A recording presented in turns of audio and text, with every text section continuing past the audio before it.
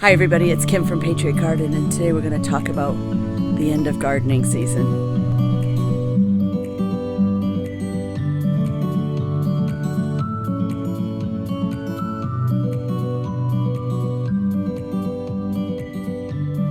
The end of gardening season is always a little bittersweet, right?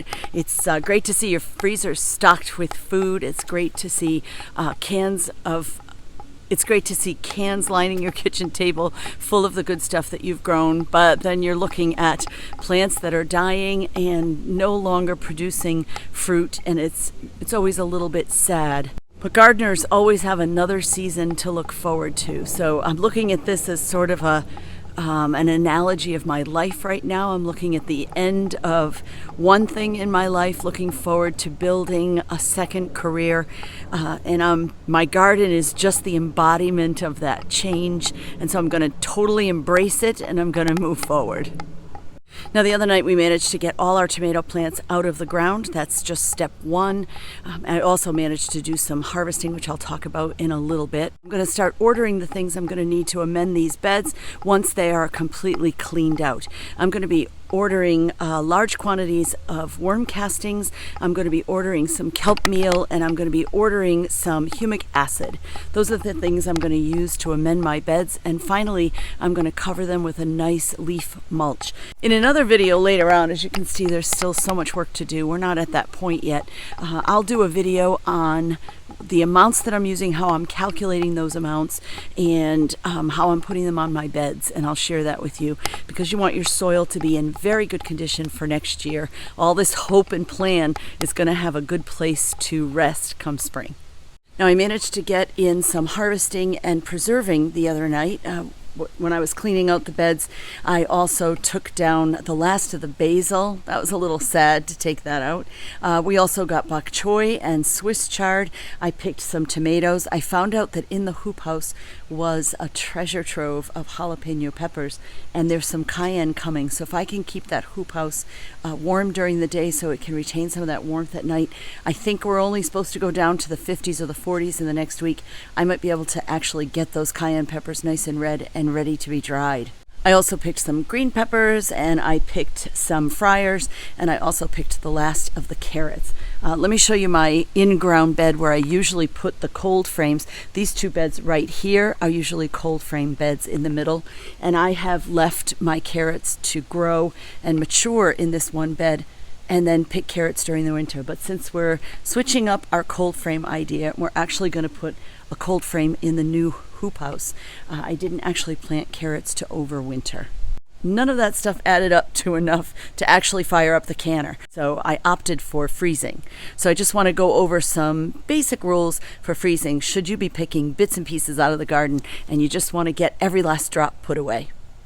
Now, when you're freezing, the question is, do I blanch or do I not blanch? Blanching is just a process of parboiling some of your vegetables.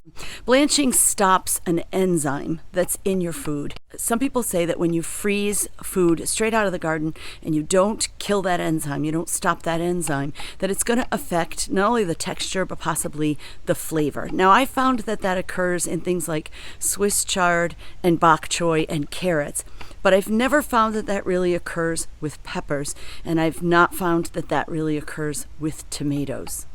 I also, since I put basil usually in pesto and it's surrounded by pine nuts and garlic and salt and pepper, have not found that it makes a big difference with your herbs either.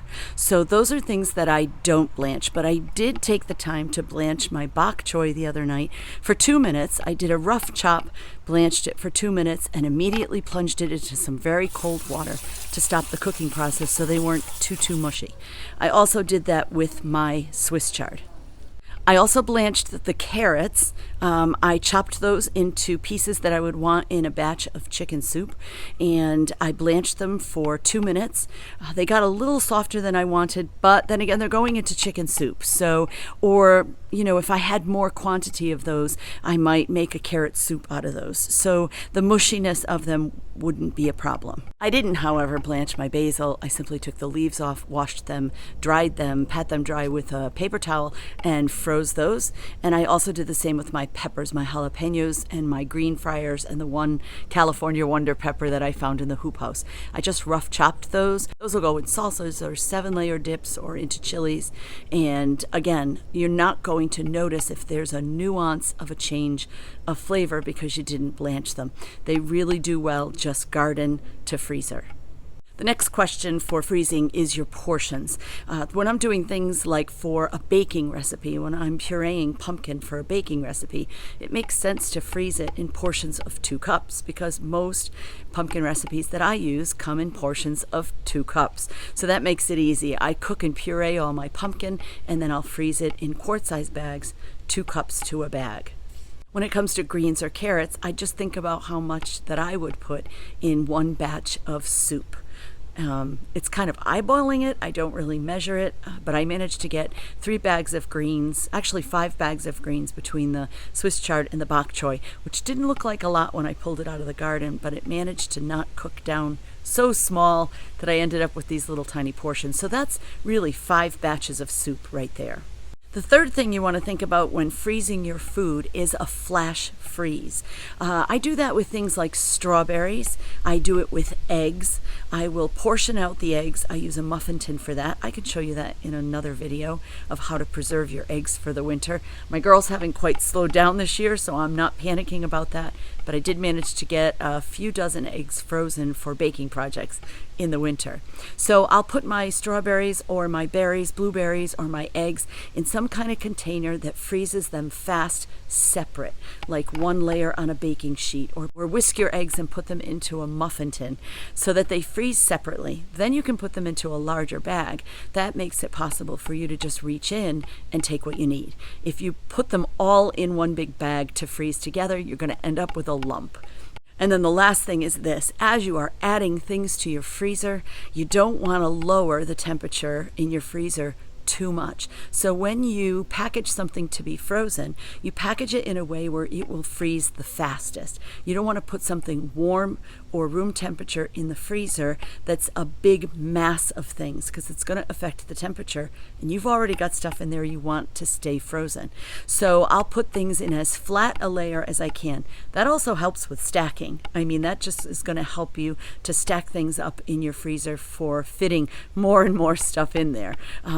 It doesn't really work with whole tomatoes, and I do a lot of coring and scoring in whole tomato freezer, as you can see in my freezers, but it does help if you're doing things like pureed pumpkin or greens or small vegetables or chopped vegetables. Leave them in a small layer so they freeze fast and they don't affect the temperature for the rest of the stuff that's already in there.